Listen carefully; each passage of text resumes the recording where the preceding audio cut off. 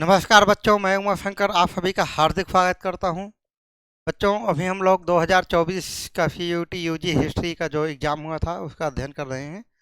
और अध्ययन करते हुए जो भी 4 या 5 ऑप्शन दिए जा रहे हैं उसका हम लोग चारों या पांचों ऑप्शन का डिटेल में अध्ययन करते हुए चल रहे हैं। तो आइए देखते हैं आज का जो हमारा क्वेश्चन है, क्वेश्चन नंबर 26 है ना।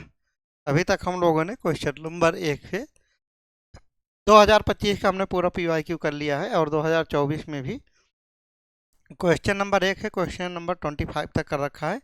और आज का हमारा क्वेश्चन है क्वेश्चन नंबर 26। और जो डिस्कस कर रहे हैं हम लोग इसमें देख रहे हैं कि एग्जामिनर का जो क्वेश्चन पूछने का पैटर्न है ज़्यादातर तो मैचिंग वाले क्वेश्चन पूछ रहा है। यानी कि एक साइड में एक सूची दे देता है और दूसरी साइड में दूसरी सूची दे देता है एग्जामिनर, और आपसे बोलता है कि इसको मैच करो। और इसके अलावा क्रोनोलॉजी वाइज भी क्वेश्चन पूछ रहा है एग्जामिनर, और वन लाइनर फैक्ट टाइप के भी क्वेश्चन पूछ रहा है एग्जामिनर। अगर वन लाइनर भी फैक्ट पूछ रहा है तो उसके चारों ऑप्शन को हम लोग पूरी डिटेल में अध्ययन कर रहे हैं कि अगर वहाँ के कोई एग्जामिनर कोई और भी क्वेश्चन पूछे अगली बार तो आप लोगों का वो क्वेश्चन गलत नहीं होना चाहिए। हो सकता है कुछ बच्चे मेरा लेक्चर ना देख पाए हों, तो लेकिन यहाँ पर जो क्वेश्चन पूछा है एग्जामिनर ने इसके रिलेटेड कोई भी फैक्ट आगे पूछता है एग्जामिनर, तो आप लोग उसका आंसर बड़े आसानी से देख सकते हो। जैसे कि आप लोग अभी तक के वीडियो में देखा होगा, और नहीं देखा होगा तो आज देख लेना, और अच्छा लगे तो वो वाले वीडियो जाके देख लेना हमारे ऐप पर। विद्रोही नेताओं ने 1857 में विद्रोह के दौरान अपने विचारों का प्रचार करने के लिए घोषणाएं और कुछ क्या जारी किए, और कुछ जारी किए थे, घोषणाएं जारी किया था। 1857 में बहुत बड़ी क्रांति हुई थी जिसको कुछ इतिहासकार स्वतंत्रता की पहली क्रांति के नाम से भी जानते हैं। और उस समय जो विद्रोही नेता थे, हमारे बहुत सारे विद्रोही नेता थे, यानी सभी एक साथ मिलकर अंग्रेजों के खिलाफ कूच कर दिया था और कई जगह पर सफलता भी हासिल की थी। कहते हैं कि अगर सफलता हासिल की थी तो वहाँ पर अंग्रेजों ने फिर से कब्जा कैसे कर लिया। यानी उनके पास आगे का कोई प्लान नहीं था, बस उनके पास ये था कि विद्रोह कर देंगे, विद्रोह करने के बाद कैसे शासन व्यवस्था चलाएंगे, कैसे क्या करेंगे। उनके पास कोई प्लान नहीं था, तो अंग्रेजों ने वहाँ पर फिर से कब्जा कर लिया और ज़्यादा शोषण की नीतियों के साथ आगे बढ़े अंग्रेज लोग। तो यहाँ पर 1857 में जो नेता थे जैसे हमारे मंगल पांडे थे, जहाँ से ही क्रांति की शुरुआत हुई थी। और तात्या टोपे थे, रानी लक्ष्मीबाई थी, विजय कद्र थे, जिनकी फरिश्ता के रूप में उनकी माताजी जो हजरत महल थी उन्होंने लखनऊ का नेतृत्व किया था। तो यहाँ पर वही एग्जामिनर पूछ रहा है कि ये सारे नेता थे, विद्रोही नेता थे, और जो इन्होंने अपना प्रचार किया है और घोषणाएं, एक तो घोषणा किया, अनाउंसमेंट किया, और क्या किया था इन्होंने इसके साथ में, एग्जामिनर यही पूछ रहा है। ऑप्शन नंबर ए में है कारतूस, ऑप्शन नंबर बी में है इश्तहार, ऑप्शन नंबर सी में है सिपाही, और ऑप्शन नंबर डी में है तालुकदार। इनमें से जो क्रांतिकारियों ने प्रयोग किया था जिसका घोषणाओं के साथ में, इश्तहार, यानी कि एक तो हो गया माइक लेके अनाउंसमेंट कर दिया कि भाई इस दिन हम लोग आंदोलन करेंगे 10 मई 1857 को जो क्रांति शुरू हुई थी। लेकिन घोषणाओं के अलावा इन्होंने ऐसा नहीं कि सबके घर में कारतूस भिजवा दिया कि भाई जब हम लोग विद्रोह करेंगे तो कारतूस निकाल के सीधा अंग्रेजों पर अटैक करना है, ये वाला कार्य नहीं किया था। सिपाही, हालांकि ये सबसे पहले सिपाही विद्रोह ही था, लेकिन सब लोग सिपाही में भर्ती हो गए, ऐसा भी काम नहीं हुआ था। ये सबसे पहले सिपाही का विद्रोह तो था, लेकिन ये देखते देखते जन आंदोलन में बदल गया और बहुत ही व्यापक रूप में आंदोलन हुआ। इतना बड़ा आंदोलन हुआ कि जो उस समय छोटे छोटे राज्य हुआ करते थे, जो वहाँ के शासक थे, शासिकाएँ थी, वो सभी लोग जैसे कुंवर सिंह हो गए, तात्या टोपे हो गए, ये सभी लोग इस विद्रोह में भाग लिए। तालुकदारों से कोई मतलब नहीं था इसमें, हालांकि कुछ तालुकदार शामिल भी हुए थे। तो ऐसा नहीं था कि सारे लोग तालुकदार ही बन गए, है ना। तो इश्तहार चिपकाया था, कि घोषणाएं भी की थी, इश्तहार भी चिपकाया था।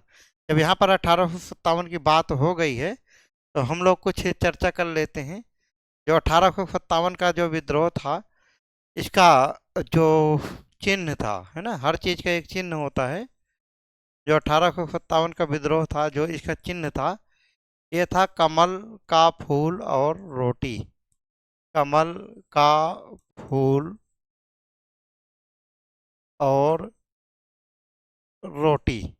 कई बार ये भी पूछ लेते हैं जो 1857 की क्रांति हुई थी, हालांकि क्योंकि एग्जामिनर आपसे क्वेश्चन पूछ रखा है, तो हो सकता है आगे एग्जामिनर के मन में हो कि अभी चलो ये तो पूछ लिया हूँ कि क्या क्या घोषणाएं की थी, सबसे आसान क्वेश्चन है। हालांकि जब आप लोग पढ़े हैं तो आपको सारी चीज़ें आसान लगेंगी। पूछ सकता है कि इसका चिन्ह क्या था, तो इसका चिन्ह था कमल का फूल और रोटी। यानी कि जैसे एक गांव के दूसरे गांव में मैसेज पहुंचाना है कि हम लोग क्रांति करने जा रहे हैं, क्या इस गांव के लोग तैयार हैं। अगर कोई उस कमल के फूल को एक्सेप्ट कर लेता था और रोटी को एक्सेप्ट कर लेता था, तो ऐसा माना जाता था कि हाँ, उस गांव के लोग इस क्रांति में भाग लेने के लिए तैयार हैं। और उस गांव के लोग उस रोटी को खा लेते थे थोड़ी थोड़ी बांटकर, और सभी लोग मिलकर ताजी रोटी बनाते थे और नेक्स्ट गांव में पहुंचाते थे। और कमल के फूल का भी यही था, कमल के फूल को खाते तो नहीं थे, कमल के फूल को वैसे के वैसे आगे पार्सल कर देते थे। तो इस तरीके से कमल के फूल के साथ में रोटी भी, तो इसका चिन्ह रोटी था, रोटी और कमल का फूल था। और इसका कैसे प्रयोग किए थे ये भी मैंने बता दिया आपको। अब देख लेते हैं यहाँ पर जो विद्रोह हुआ था, तो जो प्रमुख विद्रोही नेता थे, सबसे पहले जो विद्रोही नेता थे, जो इसका कारण था, इसका इसका जो कारण था, वो कारण इसका कारतूस था।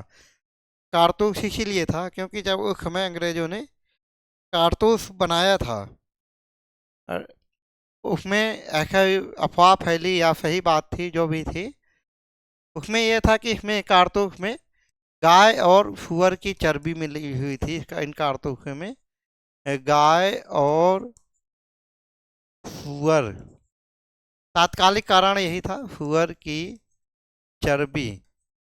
उन कारतूसों में गाय और सुअर की चर्बी मिली हुई थी।